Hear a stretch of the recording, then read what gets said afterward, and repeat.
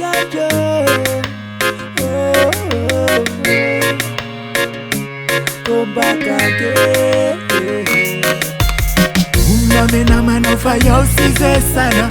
Uname hava nofa ya usipude sana. Unami enji nofa ya usize sana. Uname hava na uruname na mano. Uname na manofa ya usize sana.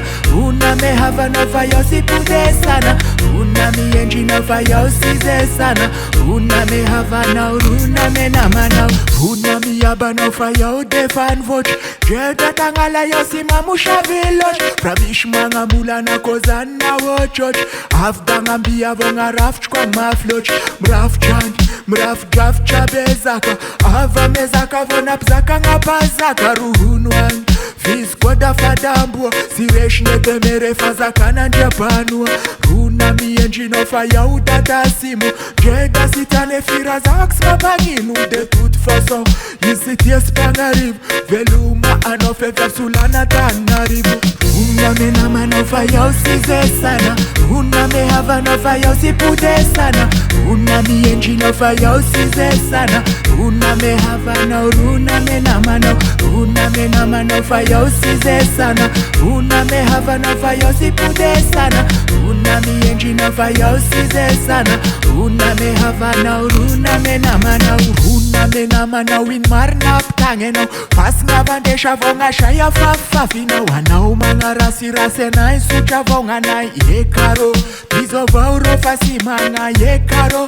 Yofaza charasi apanga yekaro. Daru uname na mano yekaro. Yosi niuva mbuli tuava umbula sara mbula filozof mbula smula.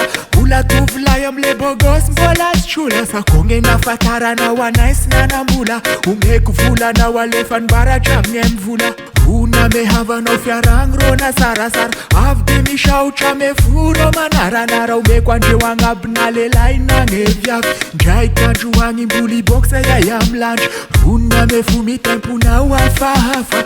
Faya wamtangi hefa mana fena ngafa. Mdulumlai ulumlai yangizai. Veluma ano veluma lava majakzai. Uname na manofa ya usize sana.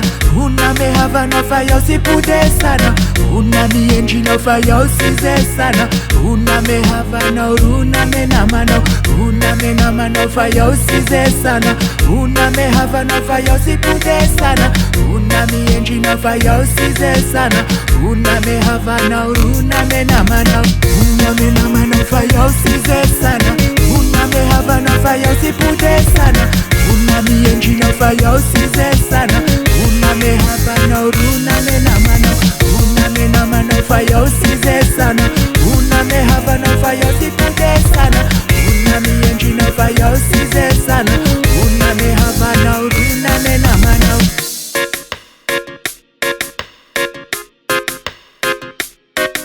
Pachange Family Record.